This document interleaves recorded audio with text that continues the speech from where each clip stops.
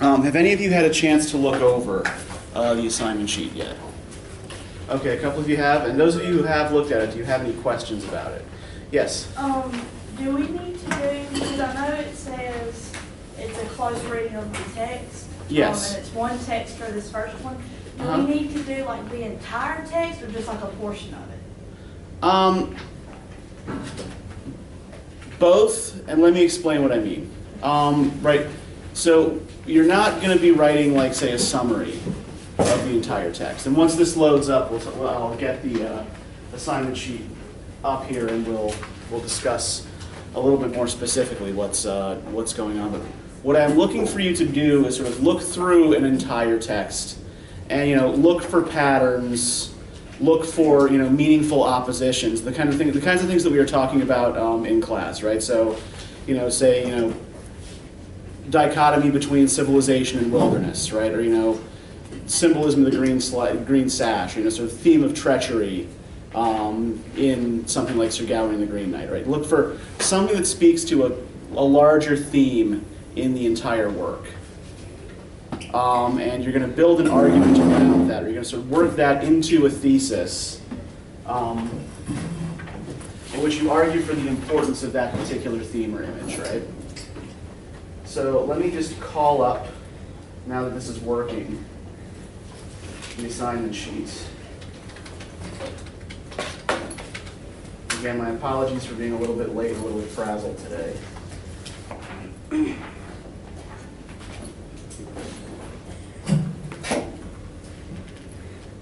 This morning's inclement weather meant dog did not get her walk and dog was not happy.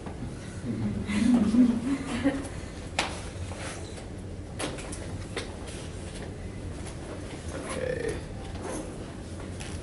So let's bring you to life. Yes, good.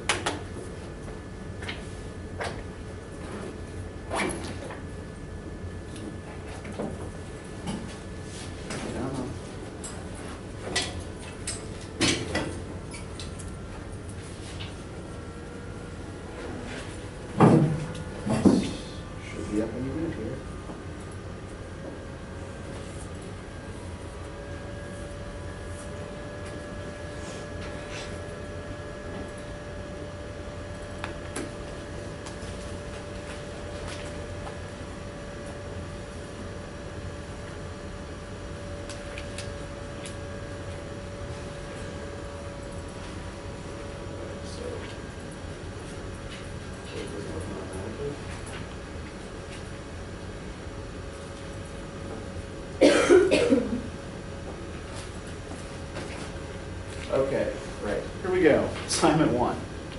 Right, so you're going to choose essentially any work that we're doing in this first half of the semester, right? So anything really before the due date for the paper is fair game. Now, I already explained, right, what we're doing is looking for interesting features or patterns of an individual text, right? And arguing for the importance of that particular pattern, what it means. You don't have to do a draft for this paper. You're not required to turn in drafts, but I'm happy to look at drafts for you as you're working, especially if you're unsure of your direction, you're unsure of whether what you're doing meets the requirements. Do feel free to either come to my office and talk to me or bring a draft to me. The paper is due on Thursday, the 18th of February.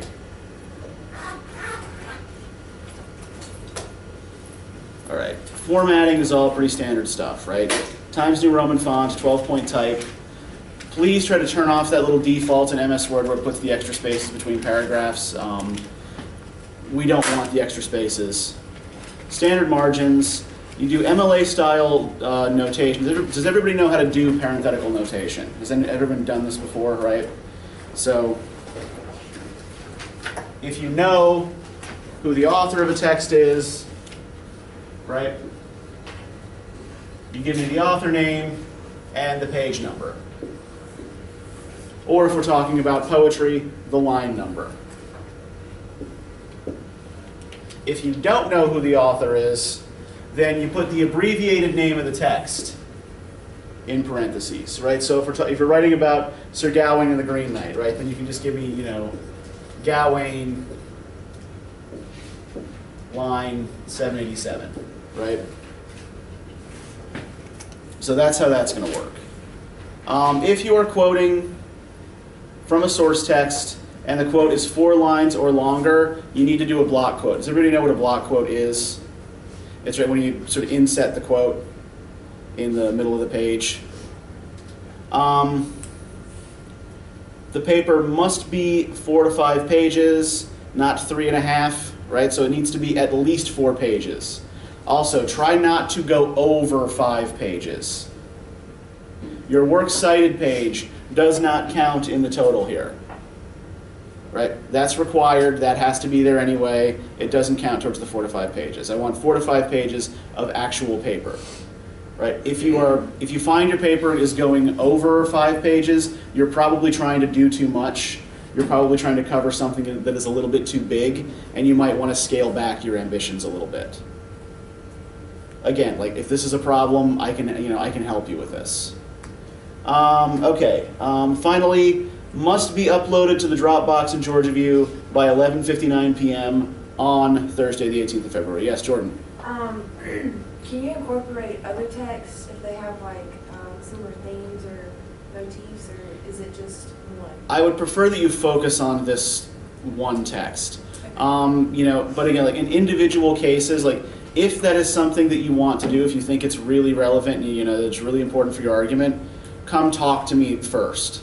Show me what you want to integrate into your paper, and we'll figure out whether it's whether it works or not. By and large, like this is not a research paper, right? This is just about your ability to close read a particular text.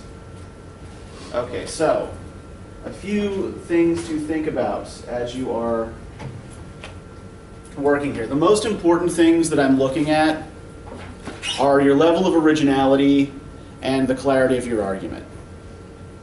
Right? So in terms of originality, right? Originality to me is probably the most important thing. This is why I usually put it first in my grading standards. So make sure that your thesis is sufficiently complex, and make sure that it is actually arguable, right? That it is actually something that someone could disagree with. So if you're looking at, say, Sir Gawain and the Green Knight, and your thesis statements at the beginning of the paper is that, when Gawain goes to the Green Chapel, he discovers an alternative family. Is that actually arguable? No, that's purely factual, right? That's what happens in the poem. So what you need to do to make this arguable is, instead of simply arguing that this thing happens, right? You have to make an argument as to why this event matters and how it affects the way we read the poem. Right, so I'm looking more for a how does it work, or why does it matter?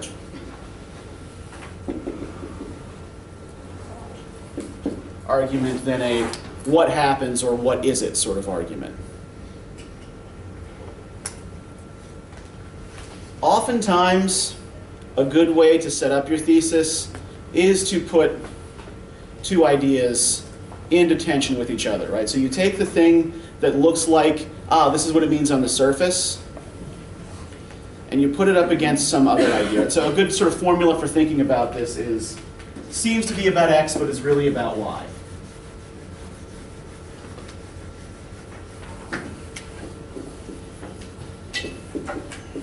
So to give you an example,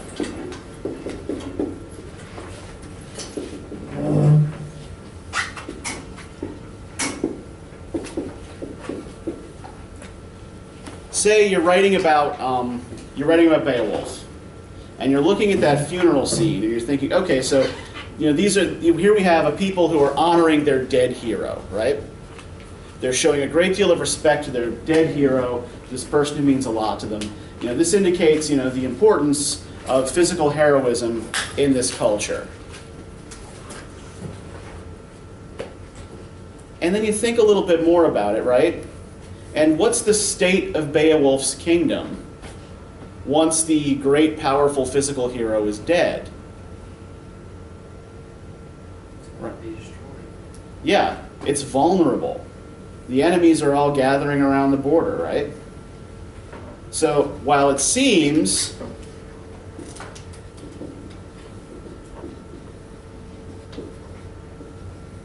that Beowulf celebrates the exploits of a hero king,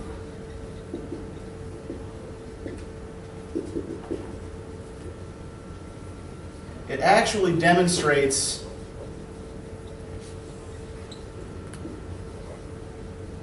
the way in which relying on heroic figures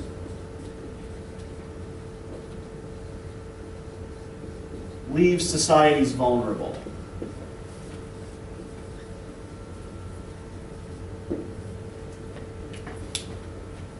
So then you have a stronger, more complex, more arguable thesis that points out something in the text that's not immediately obvious, right? That requires a little bit more thinking to get to and requires some actual argument to make the case for. Okay, any questions so far? If anybody has any questions at any point, right, do just, stop me. Like, as I've said before, I don't mind being interrupted. If there's anything at all that confuses you, just stop and let me know. Okay, finally. Oh, yes, go ahead. Well, it's not really that I'm confused.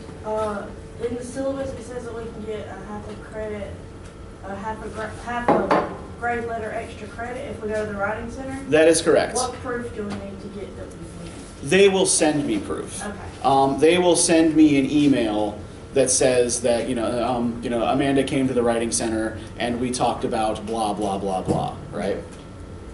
So yeah, that just make if you go and you find that I didn't give you the credit, then just come and talk to me, and I will. Sometimes they forget to send the email. In those cases, I can just go talk to them and say, hey, do you have a record of this person being there? And they will tell me yes or no. So if you went and they, and I didn't get the email, you don't get the points, just tell me. All right, yes, Jordan. I'm sorry, what was that an example of that you just read? So that's sort of putting two ideas in tension with each other. Okay. In your thesis statement, right? So you've got one idea that, this sort of looks like what it means on the surface, right? And the second idea is sort of what it looks like it means if you dig a little bit deeper, right? Okay. Right, seems to be at X is really about Y. Finally, as far as originality is concerned, right, make sure that your thesis deals with concrete details in the text, right? Not with some sort of general mood or idea, not with some sort of feeling that you get from the text, right? Don't write about fear. Don't write about love. Don't write about depression, right? This text is depressing because if you are having trouble getting past these sort of fuzzy emotional impressions, what you need to do is try to figure out what concrete things in the text are actually causing you to feel this, right? What concrete details in the text are actually, make this depressing, and what do they mean, how do they work? Yes, Logan. So I know last year at Composition 2, we did like a research paper where we had to go on Galileo to find our ideas for our thesis. Yeah. If we're having a bunch of trouble, would you count off if we use somebody else's thesis and gave them credit and just kind of evaluated it in our own way? Yeah, that's not what I'm asking you to do for this paper. We will be doing a research paper later in the semester, but what I want for this paper are your ideas. I really don't want you doing research for this paper, right? What I'm looking is how well you can pick out details and make meaning from them in a given text. So I would say if you're having trouble coming up with ideas, right, don't go to Galileo, come to me and talk to me, and I'll help you out. Okay, so as far as clarity is concerned, right, first point on clarity, right, grammar and style.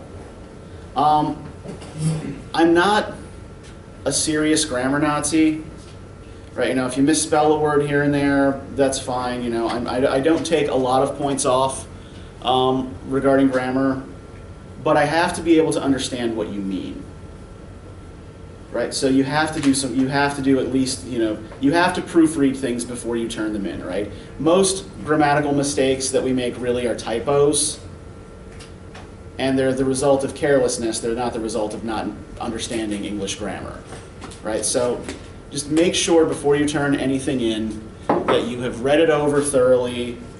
Maybe you've had a second set of eyes go over it. The whole point of grammar, right, is that grammar is largely about clarity. It's about making your ideas understood to someone else.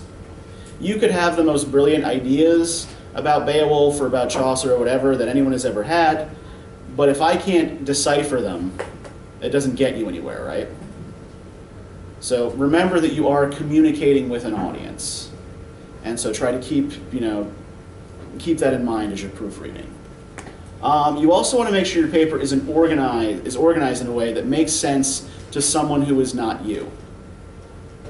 Right now, I know that the way a lot of us often write, particularly when we have a deadline, is to simply sort of sit down 24 hours or less before that deadline, right? And just stream of consciousness the whole thing. This is not a recipe for a good paper, right? If you just stream of consciousness the whole thing the day before it's due and then turn it in, your ideas are probably going to be kind of a jumbled mess because you're going to have them arranged simply in the order that you thought of them, not in an order that actually makes sense to another reader. So just make sure that you go over your paper again before you turn it in and try to keep ideas that are related to each other together, right? A good strategy for arrangement actually is to start with your second best example and finish with your best, right?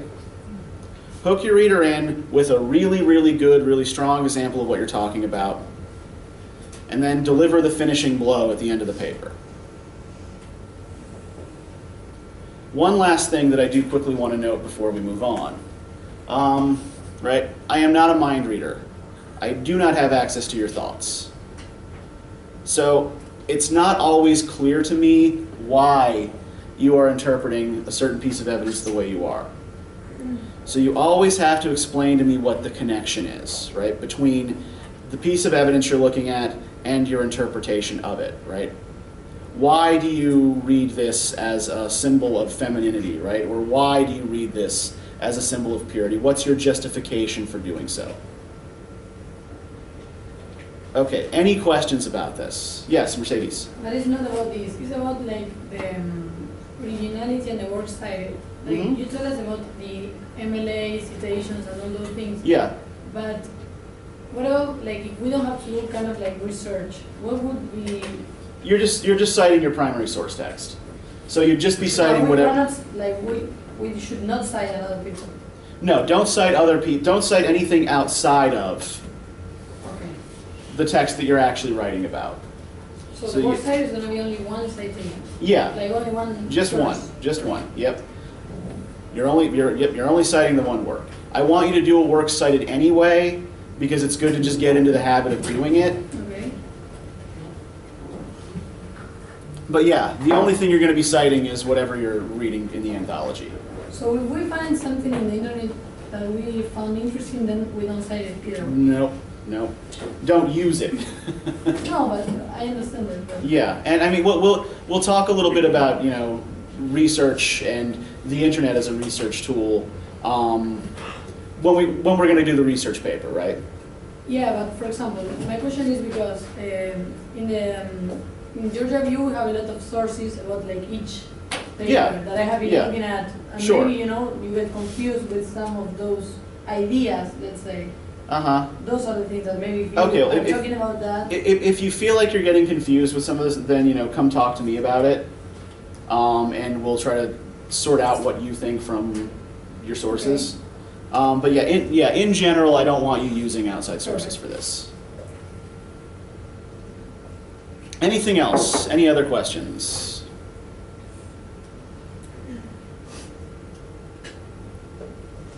Okay, well, if you have questions, if questions come up, even if you just, get stuck and don't know how to move forward, shoot me an email or come talk to me, and I'll try to help you work through it, right? You can also, as we said, go to the Writing Center. You take this to the Writing Center, you do get a small amount of extra credit. So it is worth your while to go to the Writing Center. All right, so let's move on then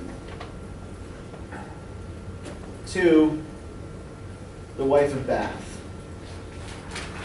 Now, I am going to imagine that many of you had some difficulty with this, yes? And